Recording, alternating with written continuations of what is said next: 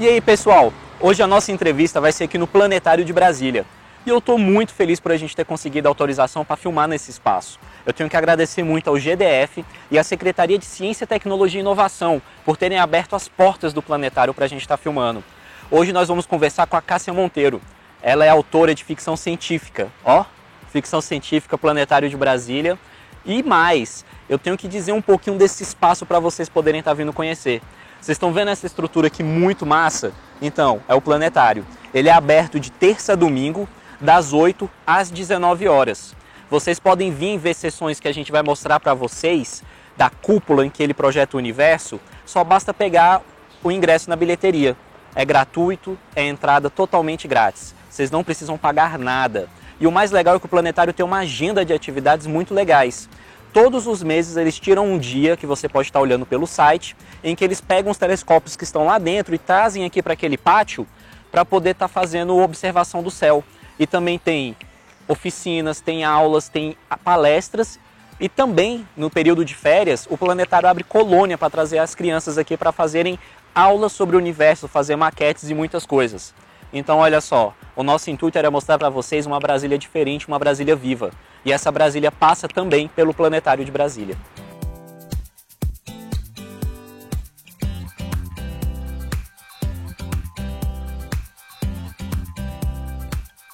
Então, pessoal, nós conseguimos chegar aqui no Planetário de Brasília. Acabei de mostrar todo ele para vocês, mostrando que Brasília tem muito mais coisas para a gente poder ver. E aproveitando que a gente conseguiu esse espaço aqui muito legal para poder estar mostrando, eu convidei uma autora também que faz super. Eu convidei também uma autora que tem tudo a ver com o Planetário de Brasília. Ela é a Cássia Monteiro. Ela é autora desse livro aqui, Soberana, Ascensão da Rainha de Marte, que é um livro de ficção científica e fantasia. Cara, a gente está no Planetário, ficção científica. Quem mais eu poderia ter chamado para conversar aqui? Eu. Claro! Então, Cássia, diz aí pro pessoal quem é você, pra gente já começar essa nossa conversa. Oi, gente. Oi, Paulo. Obrigada pelo convite. Nada. Meu nome é Cássia Monteiro, eu sou jornalista de formação, escritora desde os 11 anos de idade, quando meu pai me deu um livro da Agatha Christie. Olha só, né? Comecei com um policial, na verdade. Então ele me deu um livro da Agatha Christie, que é o Caso dos 10 Negrinhos, e depois que eu li eu falei, uau! Quero escrever Quero isso. escrever histórias, que coisa louca. E aí até a primeira coisa que eu publiquei foi policial, e eu tinha preconceito com ficção científica, fantasia, achava coisa meio idiota, assim. Mas depois eu comecei a ler, gostei. Harry Potter foi um dos primeiros, né? Como a maioria da nossa geração. Sim. E aí depois acabou que o primeiro livro que eu publiquei se passa em Marte. E esse por enquanto, é o único livro que você tem publicado. Livro publicado inteiro, mas tem vários contos. Inclusive esse ano vai sair um novo, porque eu participei de uma antologia do Carreira Literária, que é da editora 8,5. Sim. E se chama Museu de Memórias. A gente escreveu contos sobre o Museu Nacional. O tema era Museu Nacional, que pegou fogo, né? A gente perdeu o acervo. E claro que eu fiz de ficção científica, então na minha história é um robô que está lá no ano 2000 sei lá o quê, e ele não sabe que existiram humanos, porque a inteligência artificial, que é o Deus daquela época, a grande mãe, ela escondeu esse passado. E ele trabalha em escavações e vai encontrar o Museu Nacional e descobrir que existia, porque na verdade ele encontra uma versão recuperada do Museu Nacional, já reconstruída após o fogo, encontra lá os restos do crânio da Luzia, e aí ele percebe que existiu algo que criou ele. Então da onde a gente veio, né? Esse é o questionamento. Você meio que põe no robô o questionamento que a gente tem dos humanos. Exato, hoje. de onde a gente veio? Ele não sabia. Para ele, enfim, sempre existiu. Só que ele era um robô que mexia no chip dele, ele encontrava os livros nas escavações e ele... Então ele aprendeu a pensar. Entendi. Entendeu? E aí ele encontra a Luzia e descobre de onde que ele veio. E aí o que acontece com ele depois, só lendo? Que ideia bacana, velho. Eu fiquei com aquela invejinha branca, assim, porra, eu podia ter tido essa ideia também. Deve sair esse ano ainda. Deve sair esse ano, vai sair pela 8,5. Acho que a selo é Carreira Literária, que é o curso que eles têm. Mas é da editora 8,5. Mas é da editora 8,5. Pô, muito bacana. E é legal saber de você que você começou com literatura policial, com a Agatha Christie, a Dama do Crime, e você conseguiu transitar até chegar na ficção científica. E o seu livro, A Rainha Ascensão de... desculpa, Soberana, a Rainha... A Ascensão da Rainha de Marte. É um livro que você fez em cima de outro livro, que também não tem nada a ver com ficção científica. E é Senhora, do José de Alencar. Falei certo o nome do autor? Sim. Gente, me deu um branco aqui não, agora. Mas... Como é que foi você pegar o livro Senhora, que é um dos nossos clássicos da literatura brasileira, e conseguir levar ele para essa pegada mais de ficção científica? Quando... Quem me propôs esse projeto foi o Eric Novello, que hoje está na Companhia das Letras. E ele estava nessa época na Editora Draco com esse projeto de novelas que trouxessem os clássicos para o universo da Draco, que é mais de ficção científica e fantasia.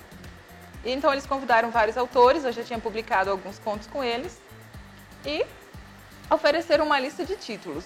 O que eu achava mais interessante, sendo que eu não tinha lido, era Senhora. E eu sabia a história porque a minha avó, que estava em Brasília, na verdade ela mora em Floripa, ela tinha estado em Brasília e ela assistia uma novela da Record que se chamava Essas Mulheres.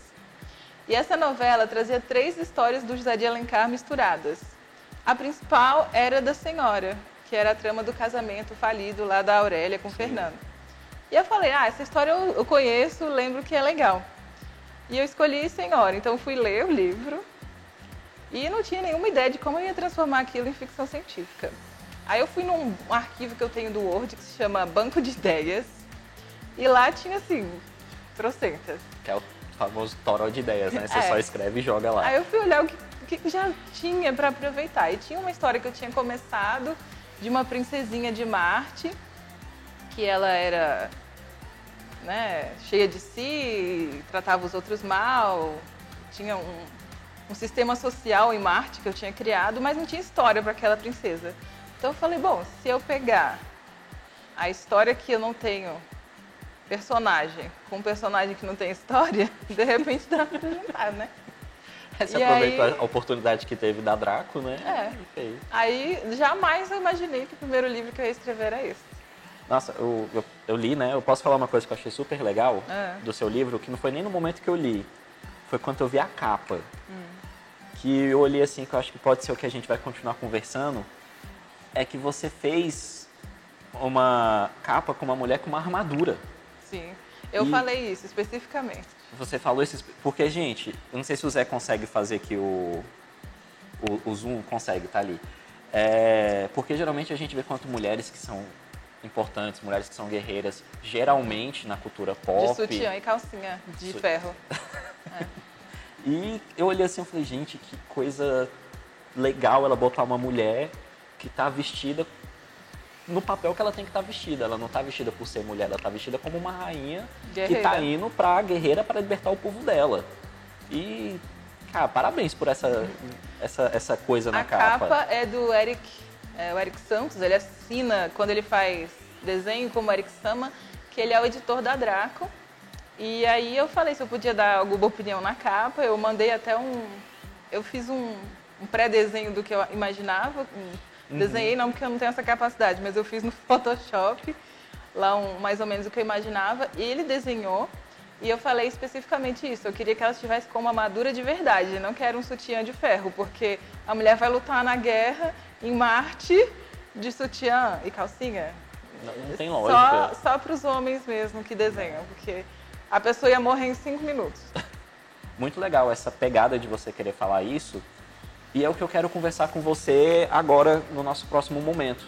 Que é justamente isso. Como a mulher é retratada na literatura de ficção científica. E também como as autoras são desmenosprezadas tanto pelos leitores como pelos muitos editores.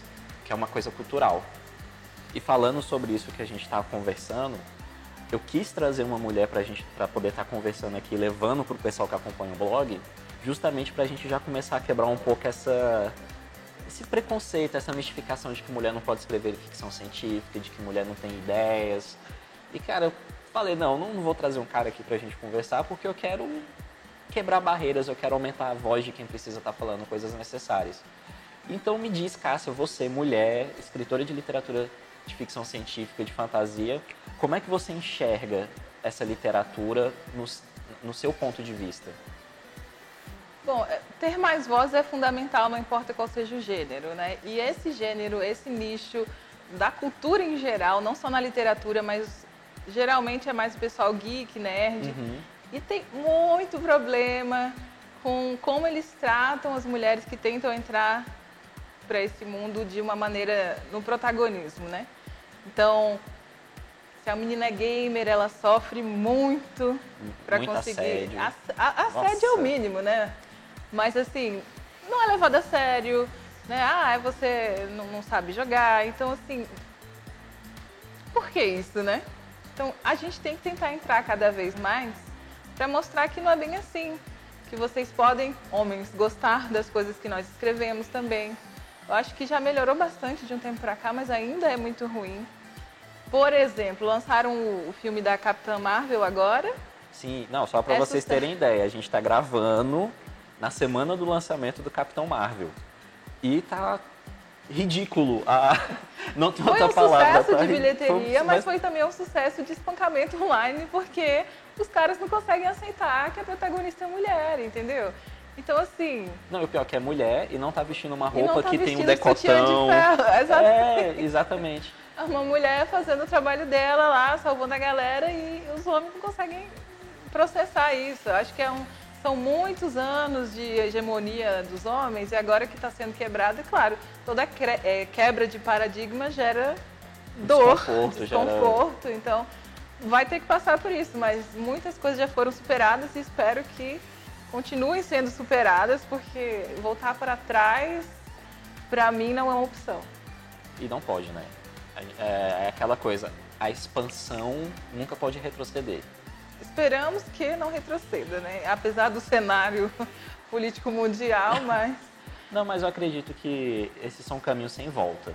Eu acho muito bom, eu fico muito feliz em ver, por exemplo, você aqui, eu tá podendo chamar uma autora que escreve ficção científica. Eu acredito que uma pessoa que estivesse no meu papel há 10 anos atrás, entrevistando escritores, não teria essa oportunidade que eu tô tendo. Né? Hã? Não ia nem pensar em chamar uma mulher. E eu acho que é isso que eu tento trazer aqui no programa, é trazer mais voz, é trazer as pessoas poderem ver que a gente é muito mais do que aparenta. Principalmente aqui em Brasília. Tem a Bárbara Moraes também aqui de Brasília, que escreveu não só um livro, mas uma trilogia. Que é distopia, né? Distopia também, é meio X-Men e ela faz sucesso. E faz sucesso no Brasil inteiro. Tem também a Dai Fernandes, que também escreve, a Tati Azevedo, que também escreve literatura de ficção científica. Maravilhosa. Extraterrestres também, combina aqui com o Planetário. Com o Planetário. E eu fico muito feliz mesmo, de coração, de poder estar te dando esse espaço para você poder falar pra galera, gente, acorda. A gente tá aqui, vamos pular. Não, e leiam, né? Não adianta só ficar falando também, a gente tem que dar força para as mulheres. E nunca compra um livro e nunca lê. Então, comprem, leiam. Né? Assina o Kindle Unlimited e pega os livros das mulheres para ler, faz resenha, divulga, fala para os seus amigos. Porque, assim, sem divulgação também não adianta, né? Não, com certeza. Só de papo, falar que apoia. Eu quero saber de você justamente isso. Você como mulher que escreve literatura de ficção científica e de fantasia, se você sente resistência tanto para quem publica, de querer te dar uma oportunidade de você publicar essas histórias, por historicamente, culturalmente, ser histórias que homens escrevem, e se o público também tem aquela resistência que a gente sabe que muito geek tem, que você já comentou. Mas como é que está sendo o seu local de fala mesmo? O que você está vivendo em relação a isso? Bom, a minha experiência é com a Draco, desde que eu comecei a publicar os contos. Fui convidada, porque eu participei de 2 antologias que também são de ficção científica. De fantasia e ficção, né? Uma era... esqueci o nome da antologia, mas o meu conto... Tá aqui na descrição. Ela esqueceu o nome, mas a edição põe. Meu amor é um mito. E aí eu pensei, todo mundo vai fazer do anjinho, do príncipezinho. E eu fiz do Zeus, uma senhora que estava cansada do bingo, estava cansada de tudo, foi fazer um cruzeiro e encontrou o Zeus. E o outro conto é o Capeta, que é na antologia Dragões. E eu pensei também, todo mundo vai fazer aquele dragão medieval da Guerra dos Tronos. Então eu fiz uma menina que era toda fresca e o namorado dela viajava pelo mundo e trouxe um ovo de iguana negro para ela. Só que não era um iguana negro, ele começou a crescer, cuspir fogo no Yorkshire e era, na verdade, um dragão. Era um dragão, uma E iguana. ela resolve gostar dele, filha, e dá o nome de Capeta porque ele era muito feio, tão feio que nem o Capeta. Pô, bacana. E depois desses 2 contos, o Eric, o pessoal gostou do meu texto e me convidou para escrever. Então, assim, na Draco eu nunca senti nenhuma resistência, inclusive fui convidada para escrever o romance, né? Eu não sei como é que é nas outras editoras, mas eu acho que tem tido uma abertura muito maior para as mulheres. Eu acho que a resistência maior não é nessa literatura de gênero, e sim naquela literatura que o pessoal chama de alta literatura, literatura dos prêmios, nesse recinto dos críticos literários, desse circuito, eu acho que ainda pode ser que tenha mais resistência, porque tem uma galera muito velha que ainda não abriu a cabeça. E nem quer abrir. E não quer. E nem quer. Não quer perder privilégios. Mas o pessoal mais do gênero mais novo e tudo mais, eu acho que não, em termos de chamar autoras para publicar ou publicar obras de autoras, não tem tanto problema. Os 2 preconceitos que a gente sofre, porque são 2, né, na hora do público. Porque você é mulher e porque é autora nacional. Porque também temos o preconceito com autores nacionais. O pessoal acha que é pior do que o que vem de fora. E o pessoal não, sem ler, já acha que julga. É pior. Nossa. Galera, eu vou parar porque eu preciso tomar uma água. Precisamos. Um whisky. Aí você... Para superar isso. Para superar isso. Mas eu tô gostando muito da nossa conversa. A gente vai parar um pouquinho só para mim ali beber uma água. A gente já volta para poder estar continuando, porque eu acho que a gente ainda vai um pouquinho mais nessa questão, porque eu tô gostando de saber esse ponto de vista. Gente, é importantíssimo se hidratar. Quem não bebeu água, por favor, beba água agora. Agora não, agora assiste, depois você toma. Depois você toma. Mas eu vou, antes da gente começar a continuar a nossa conversa, eu vou fazer um apelo para a galera que tem preconceito com literatura nacional. Eu sei que muita gente vai me hatear agora, mas é importante a gente falar. Na literatura, vamos falar sobre literatura de ficção científica. Todos os grandes escritores de literatura de ficção científica são estrangeiros. Mas para eles serem grandes, eles precisavam ser lidos por alguém. Ninguém se torna um autor grande se não for lido. Então, por exemplo, hoje aqui eu tô com a Cássia. Eu vejo um futuro muito cabuloso para ela, muito bom. Mas para ela poder chegar no futuro que eu imagino que ela vai chegar, ela precisa ser lida. Então, galera, por favor, vamos ler os autores brasileiros. Quem não gostar do que eu tô falando, desculpa, mas eu preciso falar isso aqui agora. E agora a gente pode começar a voltar à conversa. É porque o pessoal acha que o que vem de fora é tão melhor. Mas, gente, você já pensou o tanto de filtro que o livro de fora passou até chegar em você? Porque ele chegou provavelmente num agente lá fora, esse agente vendeu para uma editora, a editora vendeu para outra editora, que passou de novo por um processo de capa, de revisão, de adaptação para o português, marketing pesado. Aí você compara essa pessoa que teve todo esse trabalho com a pessoa que colocou o livro dela na Amazon. Não necessariamente vai ser pior, mas a quantidade de trabalho e principalmente de dinheiro que rolou atrás daquele livro para ele chegar até você com uma carinha de que ele é melhor, não necessariamente ele é melhor. Inclusive a Janaína Rico, que é uma autora aqui de Brasília, foi à feira de Frankfurt. E ela disse, os livros bons vão a leilão, o pessoal se estapeia, e os outros são empurrados. Então às vezes você está comprando alguma coisa que veio de fora, com a cara de, fez sucesso lá fora. Às vezes não, às vezes estava mais barato na feira de Frankfurt e a pessoa comprou e está te vendendo. E às vezes o que está lá na Amazon, por exemplo, da Dai Fernandes, que ela está fazendo projeto no Catarse para vender e tudo mais, é muito melhor. Só que não vem com essa etiqueta de estrangeiro comprado lá fora. Isso é verdade. E é legal falar sobre a Dai Fernandes, sobre o Catarse. Infelizmente, esse programa vai ao ar depois que o projeto dela já finalizou no Catarse. Então, não dá pra gente fazer campanha, mas dá pra gente falar. Procurem a Dai Fernandes para ler os livros dela. Tá muito bonita a edição nova. Tá muito bonita e tá muito legal. Não só ela. A gente vai ter que repetir os nomes pra ver se a galera pega. Tatiana Azevedo, a Bárbara Moraes e a Dai Fernandes, que são escritoras daqui de Brasília que fazem literatura de ficção científica e que eu ainda vou trazer aqui pro canal. Isso é uma promessa, hein? Traga. E pra gente poder estar falando um pouco, você tá com uma blusa, aqui, merchan, grandão, quadrado literário. Fala um pouquinho, porque eu tô, assim, eu sei o que é, mas eu imagino que o pessoal que tá vendo tá imaginando o que é esse quadrado literário. A gente percebeu que, além do preconceito com os autores nacionais, tem com os autores de Brasília e também que estava muito invisível. o cenário literário de Brasília, até autores falando que não tinha evento, e a gente sabe que tem evento. Então a gente estava pensando que falta divulgação, falta um lugar que reúna todas essas informações sobre os autores daqui, especificamente daqui, que coloque todos os eventos que estão acontecendo.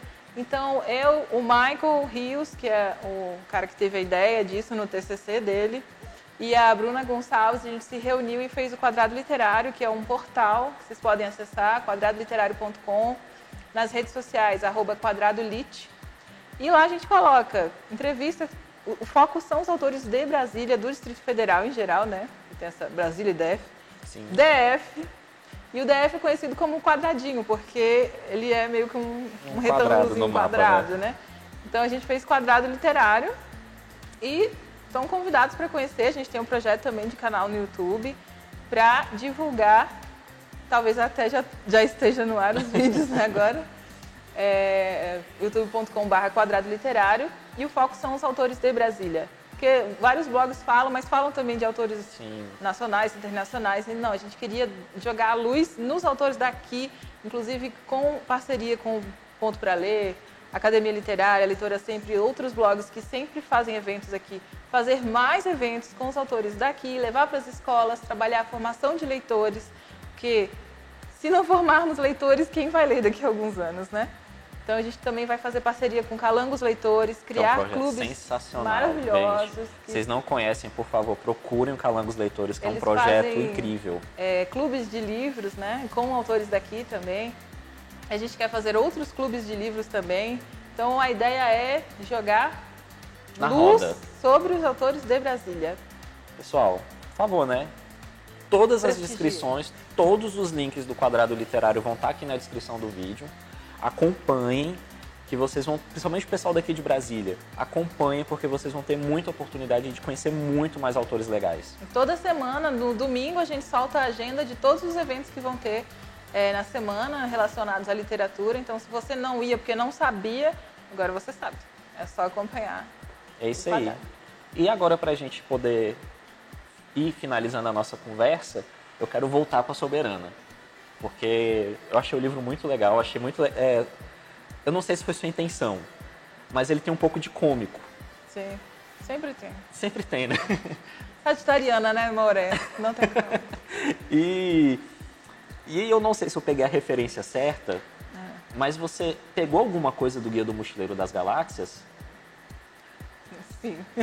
O prólogo todo é meio inspirado no Guia do Mochileiro. É um livro que eu li no ensino médio, que uma amiga minha estava lendo. Falei, deixa eu ler o comecinho. Eu, que legal! Eu comprei, li. Então, tem essa pegada do Guia do Mochileiro, sim, enfim, dar uma explicada nesse universo. O prólogo vai contando como é que se formou Marte, como era a fauna de lá, a flora, como é que funcionava. E até chegar na história da princesa, que os pais morreram de gripe, que é uma doença que mata muitos marcianos, que eles não têm cura para essa doença. Nossa, que bacana, velho. Teve hora que eu ria muito com o seu livro. Tem umas piadinhas, tipo... Eles tem piadinhas e tem críticas misturadas com piada, né? Por exemplo, na guerra, eles davam cobertores com sal para os caracolianos lá, que é uma raça que tem. É como se fossem os caracóis, né? Então, você joga sal, ele derrete. E isso de dar cobertor com doença, os brancos fizeram com os índios. Então, é uma referência histórica que eu coloquei no livro de algo que foi feito para exterminar, para dizimar a galera. Nossa, eu não tinha pegado essa... Tem várias coisinhas aí, tem várias camadas de leitura de acordo com o que você sabe ou não sabe da história. Essa da história eu não conhecia, do pessoal dar coisas com doença para os índios. Gente, olha... Para ir passando de um índio para o outro, porque eles não tinham resistência, né? Era uma doença de branco, então morria de rodo, né? Nossa, mas é muito legal isso que você fez de pegar um fato histórico, que eu acredito que poucos brasileiros conheçam, porque é uma coisa bem imunda do que a humanidade fez, e botar dentro do seu livro numa contextualização. Então, acho até legal que é outra atrativa, além de você usar o Senhora do José de Alencar, para a galera poder correr atrás do seu livro. E o que mais que você pode falar assim, do seu livro para deixar a galera mais curiosa? Bom, dicas históricas, não vou dar nenhuma. Se você encontrar, manda pra mim, é @falecomcassia nas redes sociais. Ou falecomcassia@gmail.com. Cássia com K. Com K. Cássia com K. Ou com C-pau, né? Porque eu falo Cássia e a pessoa começa a escrever com C. É com K e bota um pau. Então, Cássia com C-pau, tá? Manda pra mim. Mas o que eu posso dizer? É uma história com uma guerreira forte, uma mulher que sai destruindo o planeta inteiro porque ela quer se vingar de terem derrubado o reino dela, né? Depois que os pais dela morrem com a tal da gripe, todo esse povo, todas essas raças que foram subjugadas ao longo dos anos pelos humanos de Marte, se rebelam porque eles foram se multiplicando enquanto isso e tomam o reino dela de Arcádia. Nisso tem a história secundária, que ela estava prometida por um cara, por um menino, que ela desmaia quando cai o palácio todo e ele desapareceu. Então ela entende que ele abandonou. Então ela está sozinha no deserto, quase morrendo, é resgatada pelos mercenários e depois ela se torna uma guerreira e volta para conquistar o reino. A parte do romance não vou contar também. Porque também é legal ler para saber como é que é o romance. Com senhora. É aí que entra senhora na história. Vocês perguntam, né? Mas o que senhora tem a ver com isso? Entra nesse romance dela com o cara que fugiu, abandonou e deixou ela para lá. Assim como a Aurélia foi deixada para lá pelo Fernando, sim, que largou para ficar com uma que deu um dote maior, né? E não queria dizer não, mas Senhora, do José de Alencar, é um livro muito bom. A galera tem um preconceito assim contra esses grandes autores, mas é muito legal. O preconceito número 3 de hoje é autores brasileiros do passado. Autores mortos, né? Eu não gostava de José de Alencar porque o primeiro livro que eu li foi O Tronco do Ipê, que realmente é insuportável. Ele é difícil. Que é da fase regionalista, lá do... Que ele vai retratando do Boqueirão, tudo. Não sei nem o que é isso. Aí depois eu li Senhora, falei, uau, e depois eu li Lucila e Tirem as Crianças da Sala. Galera... Cássia, foi muito bom conversar com você, muito obrigado. Adorei, velho, adorei. Quem gostou da conversa, por favor, curte. Quem de algumas opiniões que a gente deram, comenta aqui pra gente poder conversar, porque a vida é feita de diálogo. Nós também não estamos trazendo a verdade da literatura aqui, a gente está trazendo um ponto de vista, né? A gente está trazendo uma conversa com uma autora do local de fala dela. Eu espero ter respeitado o seu local de fala. Acho que sim. Que bom. E curta, compartilha, comenta, siga a Cássia nas redes sociais. @falecomcassia. Com K, porque eu lembro que a primeira coisa que a gente conversou quando a gente conheceu, que eu perguntei o Instagram dela, ela falou, Cássia, fale com Cássia. Com K. E o site também, Cássia Monteiro, Cássia com K, monteiro.com, sem BR. Sem BR. É só cassiamonteiro.com, fale com Cássia nas redes sociais. E eu tinha um canal no YouTube, ainda tem umas coisas lá, se você não estiver fazendo nada, youtube.com/sobreescritos. Muito bom. E agora, pra gente finalizar, se vocês conhecem alguma pessoa, porque a ideia do programa é isso que a gente está fazendo, que eu venho falando, Brasília é muito mais do que a esplanada dos ministérios e o povo que faz Brasília é muito mais do que os políticos que aqui estão. A gente está com uma prova viva aqui, a gente está no planetário e do planetário a gente foi a Marte e voltou. E para a gente poder estar finalizando, por favor, se você quiser dar algum recado, falar alguma coisa em especial pro pessoal, aquela câmera é toda sua. Olá, minha câmera. Eu quero falar com vocês agora. Gente, curte o Quadrado Literário. Leiam os autores de Brasília, leiam os autores nacionais. Não pensem que só porque uma coisa veio de fora ela é melhor. Se valoriza, meu amor, porque aqui no Brasil também tem coisa muito boa. E sempre assistam o Paulo, porque ele traz pessoas maravilhosas aqui para esse canal. Muito bom, galera. Até a próxima.